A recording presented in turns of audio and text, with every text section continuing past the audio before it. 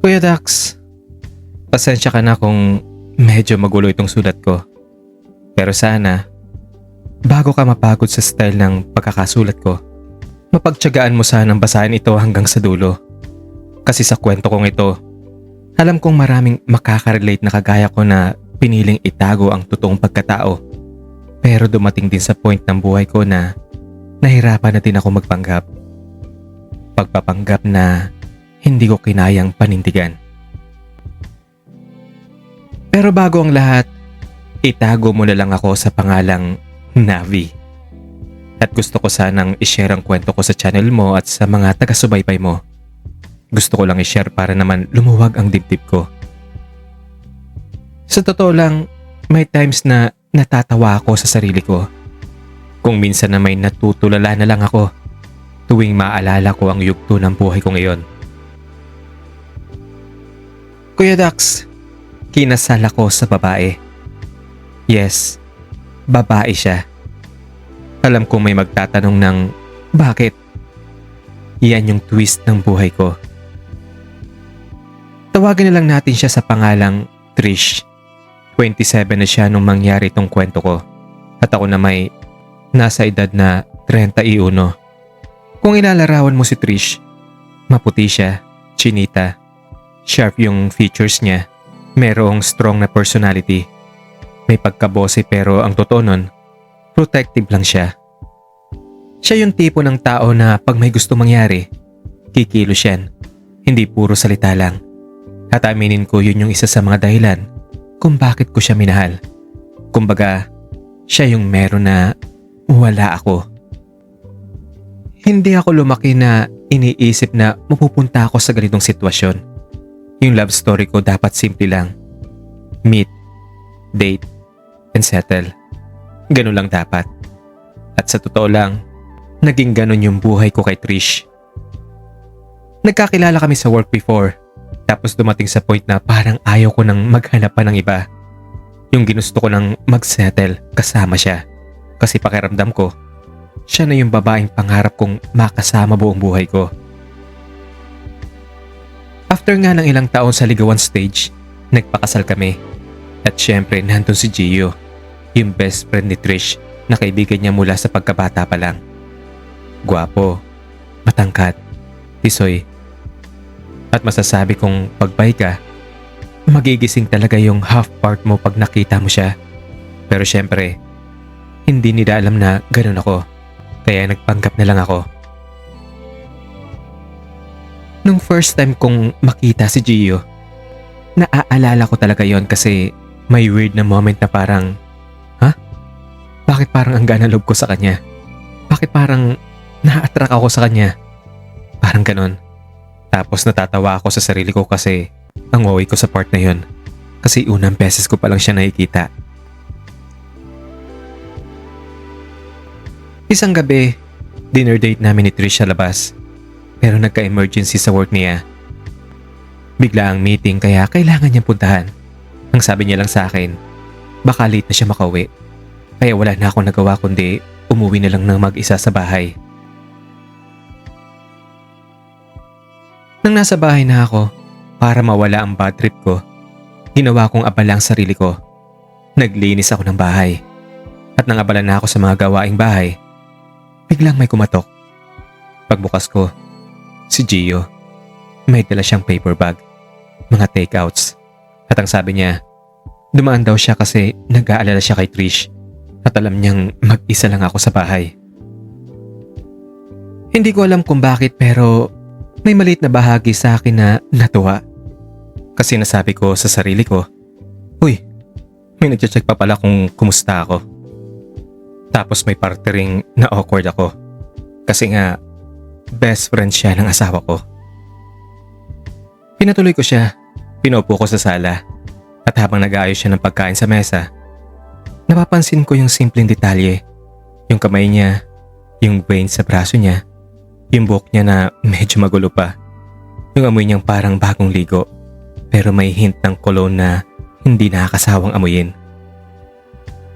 Kumakain na kami noon nang may mga na-open na topics about sa trabaho, random updates. Pero bawat sagot niya, parang maingat. As in, ang tipid lang talaga niyang sumagot. At nang umuwi na si Gio, naglinis ako ng mesa. Tapos bigla akong napapahinto. Yung puso ko parang may something. Parang guilt na hindi ko maipaliwanag kung bakit ko nararamdaman yun. Pagkatapos ng gabing yun, akala ko lilipas din ng lahat. Akala ko isa lang siyang random moment na dadaan din. Ang sabi ko lang sa sarili ko, okay lang yun. Normal lang, lilipas din. Pero nagkamali ako. Kasi minsan pala kahit anong iwas mo, tukso na rin ang lalapit sa'yo. Naging mas madalas ang pagpunta ni Gio sa bahay na hindi naman niya ginagawa dati. Kasi kung gusto niyang makipagbanding kay Trish, sa labas sila magkikita.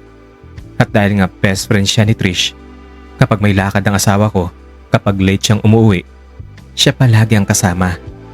Kapag may kailangan si Trish, si Gio ang tumutulong sa kanya. At ako bilang asawa, wala akong karapatang magreklamo. Wala akong karapatang magselos. Sa simula, normal lang ang lahat. Tahimik akong nakikisabay sa kwentuhan nila ng asawa ko. Pero habang tumatagal, napapansin ko na yung sarili ko. May mga bagay akong ginagawa na hindi ko namang ginagawa dati. Naghihintay na ako sa pagdating niya. Kung anong suot niya. At sa tuwing darating siya sa bahay namin, naghihintay na akong batiin niya. At doon na ako mas kinakabahan. Kasi hindi ko na siya tinitingnan bilang best friend ng asawa ko. May iba na akong nararamdaman para sa kanya. May isang beses pa nga na pagod ako galing work. Ramdam ko yung pagod na buong araw at idagdag pa yung pagod sa biyahe.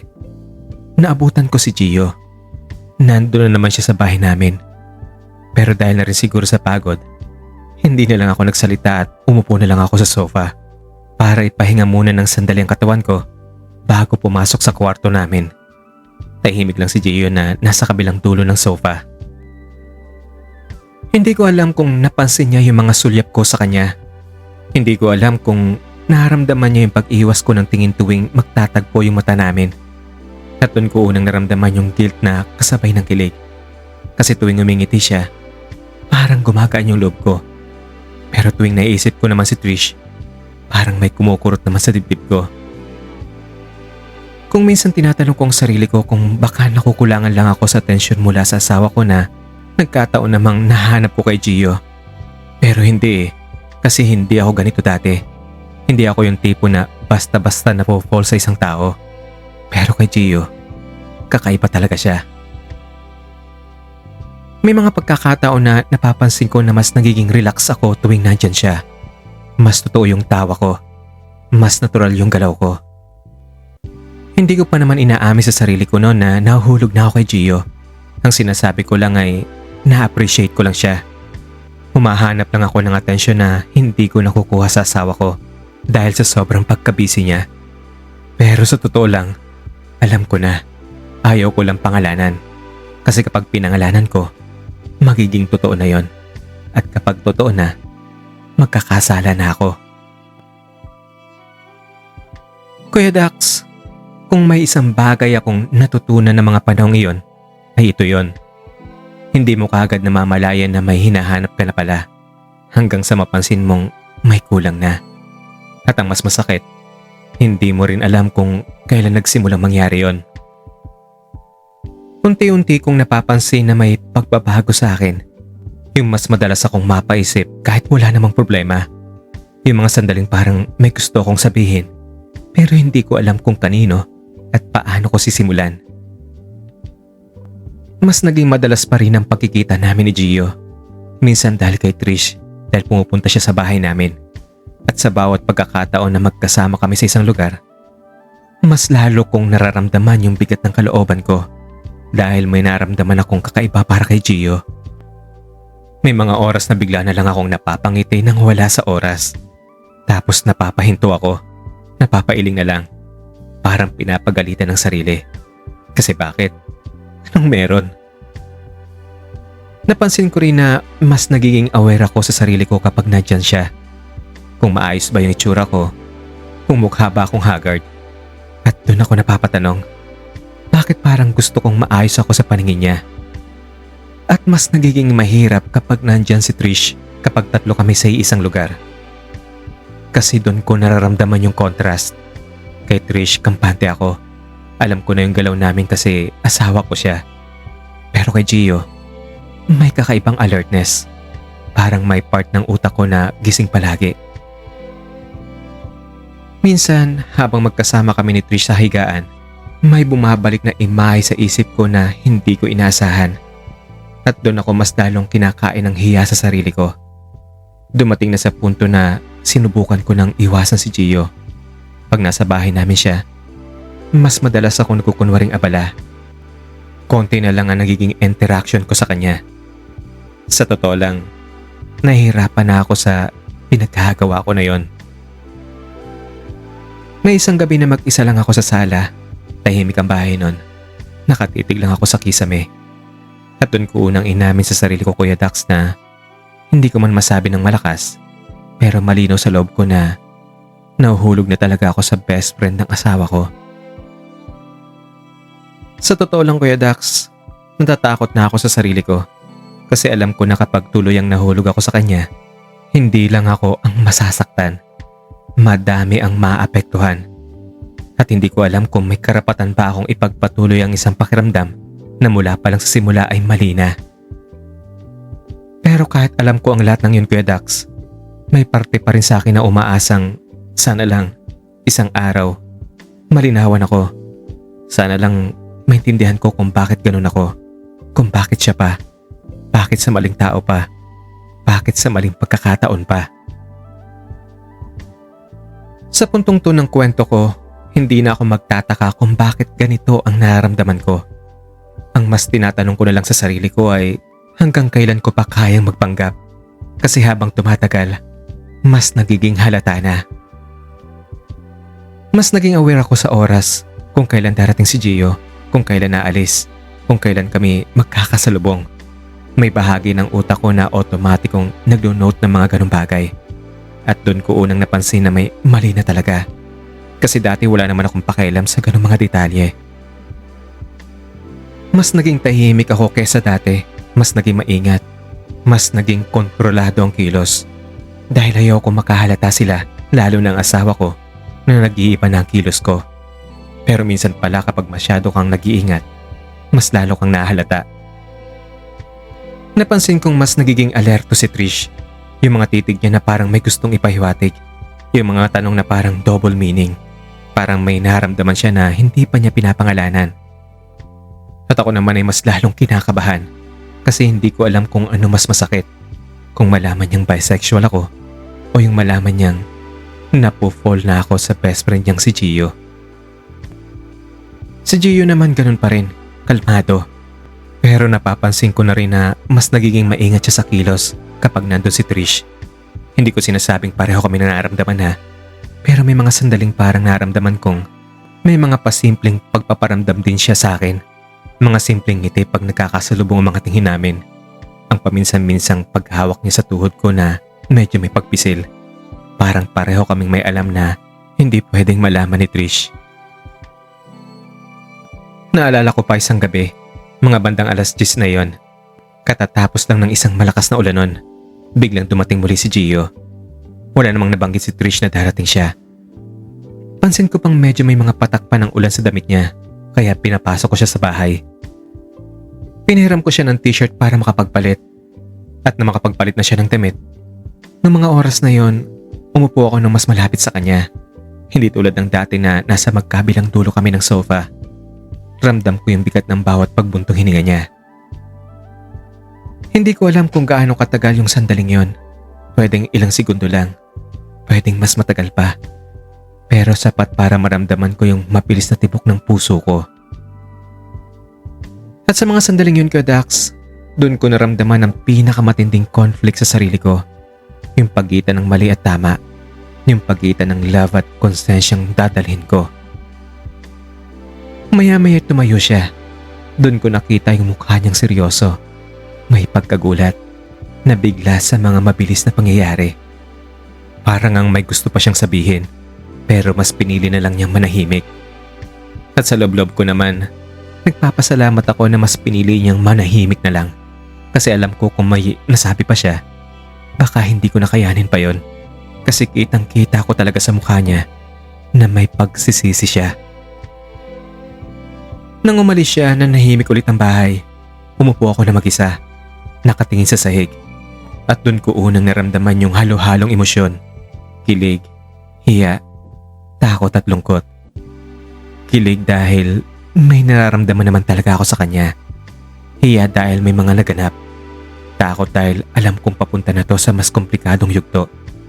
Lungkot dahil alam kong kahit anong mangyari, may masasakripisyo. Pagkagising ko kinabukasan, parang may mabigat na nakadagan sa dibdib ko. Parang bigat na hindi ko alam kung saan ang galing. Pero alam kong may dahilan. Kumilos ako sa bahay na parang normal lang ang lahat. Naglinis, kumain at nagtrabaho. Pero may bahagi ng isip ko na palaging bumabalik sa gabing yon. Na alam kong mas magiging maingat ako kay Gio. Kailangan kong umiwas kasi baka may makahalata. May makapansin na may nagbago sa kilos naming dalawa. Sa totoo lang, mas mahirap ang kalagayan ni Trish kasi wala siyang idea na nung wala siya sa bahay at nasa isang business trip, may naganap na hindi niya akalain na magaganap sa pagitan namin ng best friend niya. Pero may mga pagkakataon na nahuhuli ko siyang nakatitig sa akin na nakulang na lang ay may mag-pop up na malaking question mark sa tapat ng ulo niya. Napapansin niya kasi ang pagiging tahimik ko na minsan nakatulala lang ako at kahit nakailang tanong na siya, hindi ko pa rin siya sinasagot. Aminin ko naman na nasaktan din ako sa tuwing nagtatanong siya na kung okay lang ako. Hindi ko siya sinasagot ng totoo kasi alam kong kahit hindi niya alam ang buong kwento, may nararamdaman na siyang kakaiba at ang hirap pala maging dahilan ng isang bagay na hindi mo pwedeng ipaliwanag. Mas lumakas ang guilt na nararamdaman ko. Hindi yung guilt na may ginawa kang isang mali, kundi yung guilt na may itinatago kong katotohanan sa pagkatao ko. Pero dahil mahal ko si Trish at ayaw ko siyang masaktan, nahihirapan akong aminin sa kanya. May mga gabing nahihirapan ako makatulog. Paulit-ulit yung tanong na, hanggang kailan ko kayang itago ang katotohanan? Hanggang kailan ko kayang magpanggap? At sa likod ng tanong na yon, may masakit pang tanong. Gusto ko ba talagang lumaya? Gusto ko ba talagang magpakatotoo? Handa ba akong i-judge? Napansin ko na rin na mas nagiging tahimik si Gio kapag magkakasama kaming tatlo. Mas maikli ang oras niya sa bahay. Parang may unspoken agreement na mas makabubuting umiwas na lang muna kami sa isa't isa. Naiwasan na lang namin ang isa't isa. At kahit alam kong yun naman talaga ang tama, may lungkot pa rin akong naramdaman. Kasi sa pag-iwas na yon, mas malinaw sa akin na tuloy na talagang nahulog ang loob ko sa kanya. Kuya Dax, dumating na nga sa punto na napansin ko na hindi na ako ganun ka-in-love kay Trish. Kahit magkasama kami, may parte ng isip ko na hindi nakafocus sa kanya. Dahil siguro may itinatago akong emosyon na hindi ko kayang ilabas at sigurado akong hindi na para sa kanya iyon. May mga gabi na nakahiga kami ni Trish sa higaan. Ramdam ko na yung distansya sa pagitan namin. May mga salitang gusto ko nang sabihin para makalaya na kaming pareho. Pero hindi ko alam kung paano ko yung sisimulan. At sa puntong yun, Kuya Dax, doon ko naintindihan na ang problema ko ay hindi lang tungkol sa nararamdaman ko kay Gio. Tungkol na to sa kung sino talaga ako, kung ano talaga ang pagkatao ko. Matagal ko nang tinatanong ang sarili ko kung bakit ganito ako, kung bakit ngayon pa, kung bakit sa maling tao. Pero mas malinaw na sa akin ngayon na baka hindi ito tungkol sa nararamdaman ko kay Gio, kundi tungkol sa pagkataong matagal kong pilit na itinatago sa loob ko, na si Gio lang talaga ang naging susi para mas madiskubre ko pa ang sarili ko. May isang umaga na nagising ako na mas maaga kaysa dati. Umupo akong nag-iisa sa may sala namin. Nakatingin lang sa labas ng bintana at doon ko tinanong ang sarili ko. Kung hindi ba dumating si Trish sa buhay ko, ano kaya ako ngayon? Posible kayang maging higit pa kami ni Gio sa kung anong meron kami? Hindi ko na mabilang kung ilang beses akong napapahinto sa gitna ng ginagawa ko. Bigla akong natutulala. Biglang nawawala sa sarili. Parang may tanong sa utak ko na paulit-ulit na pumapasok. Dumaan ang panahon, unti-unti nang nagkameron ng distansya sa pagitan namin ni Trish. Hindi ko na siya matingnan ng diretsyo ng matagal. Sa totoo lang masakit pala yon. Yung mahal mo ang isang tao, pero hindi mo na maibigay ng buo ang puso mo para sa kanya. May mga gabi na mag-isa lang ako sa kwarto. Tahimik ang buong bahay. Doon ko hinahayaan ang sarili ko na umiyak ng tahimik. Doon ko tinanggap na hindi na to phase lang ng buhay ko. Hindi ito lilipas lang kapag nagkunwari akong okay lang ang lahat. Hindi ito mawawala sa paglipas ng mga panahon. Kasi kahit wala si Gio sa paligid, nandun pa rin yung feelings. Hindi lang siya ang dahilan. Kasi ang pinakamalaking dahilan, ang pag-question ko na sa sarili ko. Si Gio lang ang naging susi para mabuksan ang closet na matagal nang nakasara. Sinubukan kong balikan ang sarili kong mga alaala. Mga panahong mas bata ko. Mga sandaling may mga pakiramdam akong pinipiling hindi bigyan ng pangalan. Mga pagkakataong mas pinili kong manahimik kasi mas madaling gawin yon. At habang binabalikan ko ang lahat ng yon, doon ko mas naiintindihan kung bakit ngayon ito lumalabas. Kasi dumating sa buhay ko si Gio. Kuya Dax, may mga desisyon pala na hindi mo pinaghahandaan. Darating na lang siya sa iyo isang umaga na parang simpleng tanong lang na, kaya ko pa bang magpanggap? Handa ko na bang sabihin kay Trish ang katotohanan? At kapag sinagot mo ng katotohanan, alam mong wala ng balikan. Mas naging malamig ang pakikitungo ko kay Trish. Ayoko magsalita ng hindi buo ang loob ko. Ayoko magsabi ng kahit ano na hindi ko kayang panindigan. Mas pinili kong mag-isa sa mga oras na alam kong kailangan kong mag-isip. Ang pag-isipan na kung ano ba dapat ang gawin ko. Tinanggal ko muna yung tanong na sino ang pipiliin ko. At pinalitan ko ang mas honest na tanong na ano ang tamang gawin. At yun na nga Kuya Dax. Nagtapat na ako kay Trish ng katotohanan. Dahil iyon ang isinisigaw ng puso ko. At dahil hindi ko na rin kayang lokohin pa siya. Sa mga sumunod na araw, mas naramdaman ko yung bigat ng pinili kong magpakatotoo na. Hindi na lang siya yung tanong sa isip ko. Hindi na siya yung pakiramdam na itinatago. Isa na siyang desisyong alam kong madaming naapektuhan. Mas naging tahimik palalo ang bahay. Dahil may mga bagay na hindi na maibabalik sa dati. Ramdam ko yung distansya sa pagitan namin ni Trish simula nung sabihin ko sa kanya ang katotohanan. Parang pareho kaming naglalakad sa basag na salamin. Sinusubukang huwag masaktan. Pero alam naming may sugat na. Mas naging malinaw sa akin kung gaano ko kamahal si Trish. Bilang kaibigan na lang at hindi na bilang asawa. Ang taong nakasama ko sa mahabang panahon. Si Gio naman bilang respeto sa pagkakaibigan nila ng asawa ko. Hindi ko sinabi sa kanya kung ano ang namagitan sa amin. Mas mabuti na rin siguro yon kaysa naman nawala na nga ng asawa si Trish. Mawawala pa ba sa kanya ang best friend niya? Sa totoo lang Kuya Dax, may mga gabi pa rin nasasaktan at natatakot ako sa naging desisyon ko. At hindi ko ididi na yon. Pero ang iniisip ko na lang, iyon ang tamang gawin.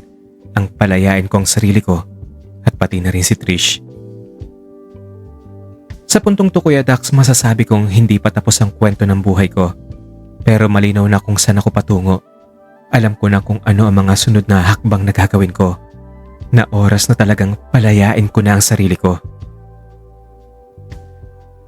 Kuya Dax, kung may isang bagay akong gustong linawin bago matapos ang kwento kong ito, yun ay ang hindi ako naging matapang nung una na magpakatotoo sa sarili ko. Hindi ako gumising isang araw na buo ng loob na handa na ang lahat sa consequences. Ang totoo, nanginginig pa rin ako hanggang sa ngayon. Pero natutunan ko na may mga sandaling kahit natatakot ka, kailangan gawin mo ang tama. Sa ngayon po ay dahan-dahan ko nang binubuo ang sarili ko. Hindi naging madali kasi may mga araw na parang gusto ko nang bumalik sa dati kahit alam kong hindi na posible yon. Pero pinili kong panindigan ang naging desisyon ko. Kahit masakit at kahit may mga gabing parang pakiramdam ko ay may kulang pa rin. Hindi ko na hinayaan ang sarili kong manatili sa gitna ng tulay na hindi ko alam kung saang dulo ang gusto kong tahakin. Tinanggap ko na ang ilang bagay ay kailangang tapusin dahil may respeto ka sa taong minamahal mo, sa taong naging malaking parte ng buhay mo, at higit sa lahat, sa sarili mo. Unti-unti ay natutunan kong mabuhay ng malaya at tanggap kung ano talaga ako. Tinanggap ko na may mga kwentong hindi natatapos sa paraan na gusto natin. Pero may dahilan kung bakit nakikilala mo ang isang tao. Na may dahilan kung bakit mo sila nakikilala. At minsan, sapat na yun para makapagsimula ka ulit. Kay Trish, natutunan kong tanggapin ang bigat ng responsibilidad ko. Hindi naman niya ako sinisi o inaway sa naging desisyon ko. Bagkus ay naintindihan niya ako at maluwag niyang tinanggap ang pakikipaghiwalay ko sa kanya. Naintindihan niyang isa lang akong taong nagkamali sa pag-aakalang kaya kong ikaw ng sarili ko habang buhay sa ididikta ng lipunan kung ano ang dapat ako at kung anong dapat ang ikilos ko. Kay Gio, wala akong hinabol na kasunod na kabanata para sa aming dalawa.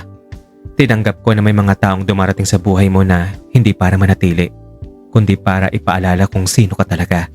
At kahit masakit ay nagpapasalamat ako sa sandaling nakasama ko siya. Ngayon ay mas tahimik ng buhay ko. At sa totoo lang, mas gusto ko to kaysa sa dating buhay ko na mukhang maayos sa labas pero parang bodega sa gulo sa loob. Kuya Dax, hanggang dito na lang sulat ko. Pero mag-iiwan ako ng katanungan sa mga taga-subaybay mo. At sana'y mabasa ko ang mga sagot nila sa comment section.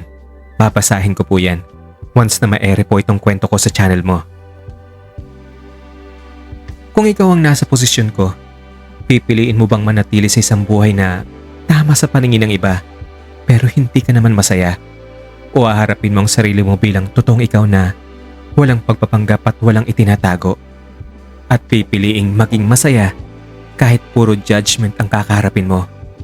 I think you know what I mean.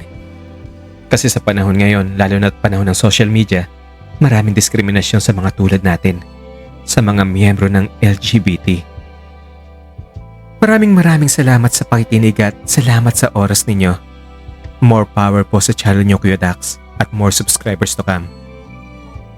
Ako si Navi, at ito ang true confession ko.